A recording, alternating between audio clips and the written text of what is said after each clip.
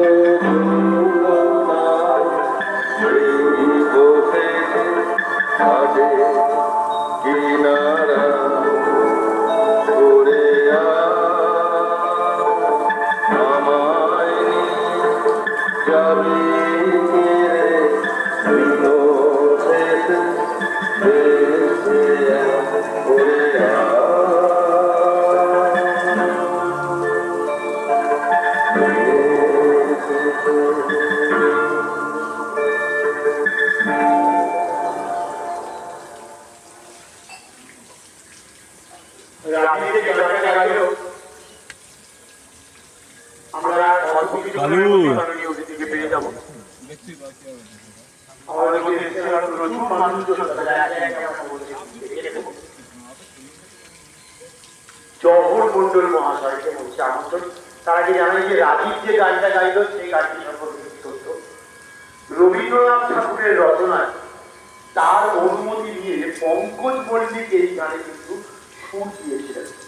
একমাত্র রবীন্দ্রসঙ্গীত যাতে পঙ্কজ মল্লিকের সুর ছিল। 1906 সালের রচনা এবং 1937 সালের যারা পুরনো মানুষ যারা জানে মুক্তি ছায়াছবিতে এই গানটা পঙ্কজ মল্লিক প্রথম গিয়েছিল। এটা একটা অদ্ভুত গান, যে গানটা পঙ্কজ মল্লিকের সুরে। আমরা জহর মন্ডলকে আমাদের মধ্যে থেকে বরণ করে যাব, আরো একজন বিশিষ্ট সমাজসেবী তাকে আমরা বরণ করে যাব। আমরা আমাদের দিনের শেষে ঘুমের দেশে গানটি পরে আমরা আবার অনুষ্ঠানে ফিরে এসেছি জহর মন্ডলকে। এবং আমাদের অত্যন্ত প্রিয় নাম আমি চাইছি মালটা পরিমাণটা কম আছে পুষ্পস্তবকী এবং প্রতিকৃতি দিয়ে জহর বাবুকে আমরা আমাদের বরণ করে নাম জহর মন্ডল। আমরা এরপরে বরণ করে দেবো আজকে এই অনুষ্ঠানে আরো একজন অতিথি অভিষেক চাই। অভিষেক চালা রাহুলকে আসতে বলছে, একটু রাহুলকে আসতে বলবো।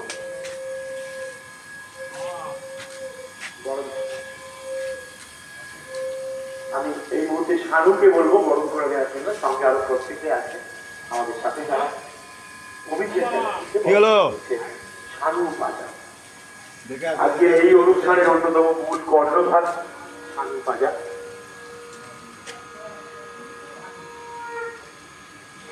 আমাদের মধ্যে থেকে একটা ভীষণ নীলকণ্ঠেশ্বরের মন্দিরের ছবি এবং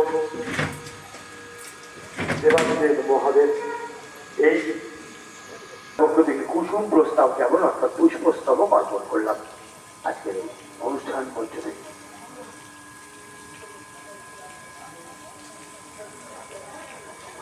আমাদের মধ্যে মাননীয় শ্রী অরূপ রায় মহাশয় এসে গেছেন। সম্মান